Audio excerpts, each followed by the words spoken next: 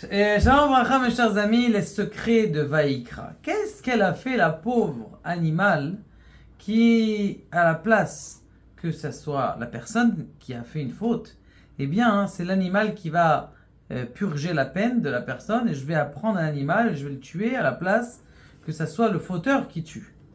Donc, a priori, quelqu'un qui aura fait une faute, eh bien, on prend un animal, on l'amène en corban, en sacrifice, et la personne est expiée. Il n'a rien fait, le pauvre animal. Pourquoi est-ce qu'il est censé prendre ma place?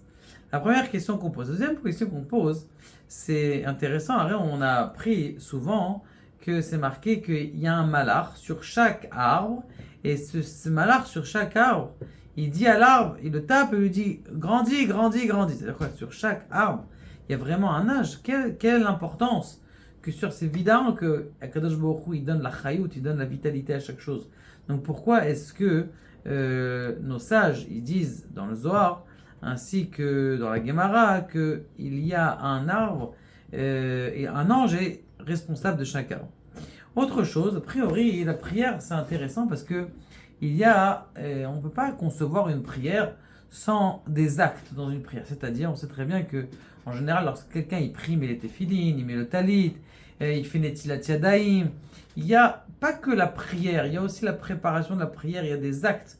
À quoi ils servent les actes qui sont avec la prière? La dernière question qu'on pose, qui est-ce qui est vraiment engendre, puisqu'on dit que chaque juif c'est une lumière extraordinaire.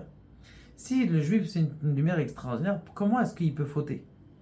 D'où est-ce qu'elle est sa force de faute qui est chez l'homme? Eh bien, il nous dit quelque chose d'intéressant, le Harizal, dans le Sefer à Likutim. Ta'ameh Mitzvot, excusez-moi, c'est un des Sfarim du Harizal. Et il dit comme ça, il dit que dans l'âme, d'ailleurs le Baal Atanya le rappelle plusieurs fois, il dit que dans l'âme de l'homme, ça veut dire autour de l'âme de l'homme, ça veut dire l'âme de l'homme, elle est sainte, elle est pure. Mais autour de son âme, qu'est-ce qu'il y a? Il y a, ou dans son être, on va dire, il y a ce qu'on appelle Nefesh Behemit, une âme animale. Une âme animale. Ça veut dire que cette âme animale, c'est un certain démon qui est à l'intérieur de lui et qui, lorsque mon âme normale, elle a envie de faire quelque chose, des fois ça lui arrive de vouloir utiliser cette âme animale et du coup cette âme animale, des fois elle prend une tellement grande force qu'elle fait fauter la personne. Et c'est à cause de cette âme animale qui est mise à l'intérieur de l'homme qui fait en sorte qu'on faute. Mais d'où est-ce qu'elle vient cette âme animale? Eh bien, il faut savoir comme ça que lorsque Adam Arishon il a fauté, il y a eu deux choses qu'il a engendrées. La première chose, c'est que tous les mondes ils sont tombés. C'est-à-dire, au lieu d'être dans un monde spirituel, on est tombé dans un monde matériel. Mais en plus qu'on est tombé dans un monde matériel, eh bien, la saleté, eh bien, elle s'est mélangée aussi, même dans la bonté. D'ailleurs, c'est intéressant, à Purim, pourquoi est-ce qu'on est obligé de se saouler pour dire à Baruch Aman, que béni soit Aman? Tu veux bénir Aman? Je comprends que tu dis Aror Mordechai, peut-être, t'es méboulbal dans ta tête, t'es perdu, mais à Baruch Aman, tu veux bénir, béni soit le Hamas. C'est possible. C'est pas possible de dire ça. Et là, il dit oui. Il dit le Harizal. Il dit lorsque quelqu'un il va être sourd et il va dire que soit béni le Hamas, c'est qu'il y a des gens à l'intérieur du mal qui sont bien. C'est ce qu'on appelle des nitzotzot. Maintenant, une fois que tu as enlevé ce bien qui est à l'intérieur de cette personne-là, eh bien, la personne elle meurt. La même chose, c'est pour ça qu'on doit dire Baruch Haman. Que, on sait très bien d'ailleurs que les petits-enfants de Haman, ils ont étudié la Torah. Ça veut dire qu'il y avait quelque chose de bien même dans Haman, on a tiré de là-bas, il y a une étincelle divine. La même chose à l'intérieur de chacun des arbres, eh bien, il y a des étincelles divines.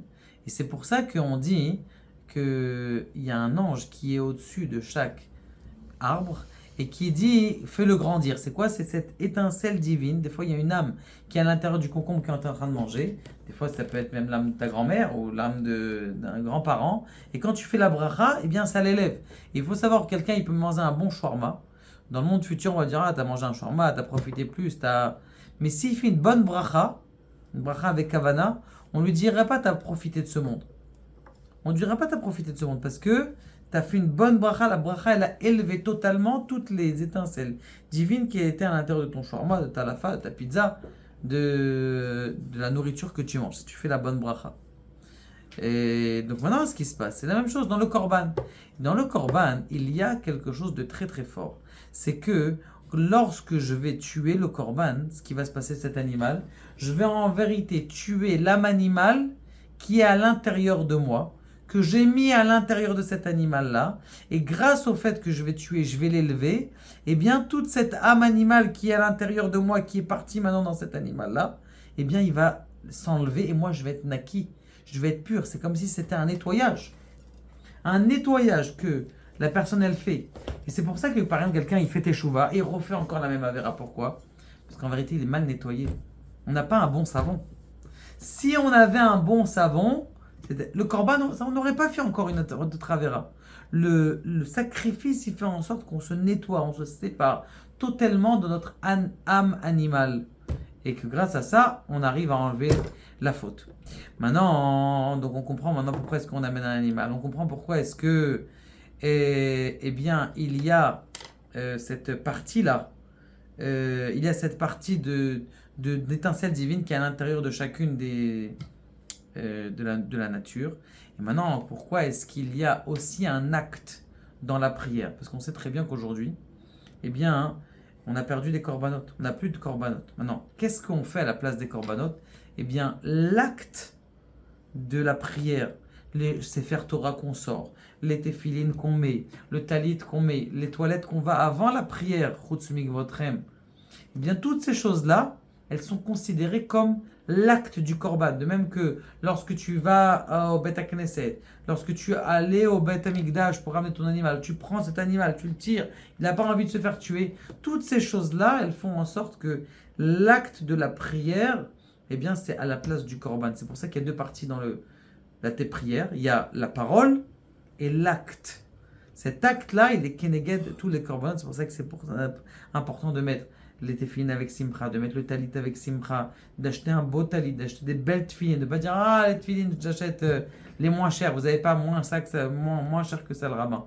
Pourquoi? Parce que justement ça ressemble au korban et la personne elle peut se détacher du mal totalement grâce au fait qu'elle fait une prière entière et qu'elle mette ses téfilines et son talit et elle fasse tout de façon entière avec joie. Kadosh Baruch Hu nous aide, Ve'adat Hashem, à élever toutes ces étincelles divines qui sont perdues. Baruch Adonai, la Olam Amen.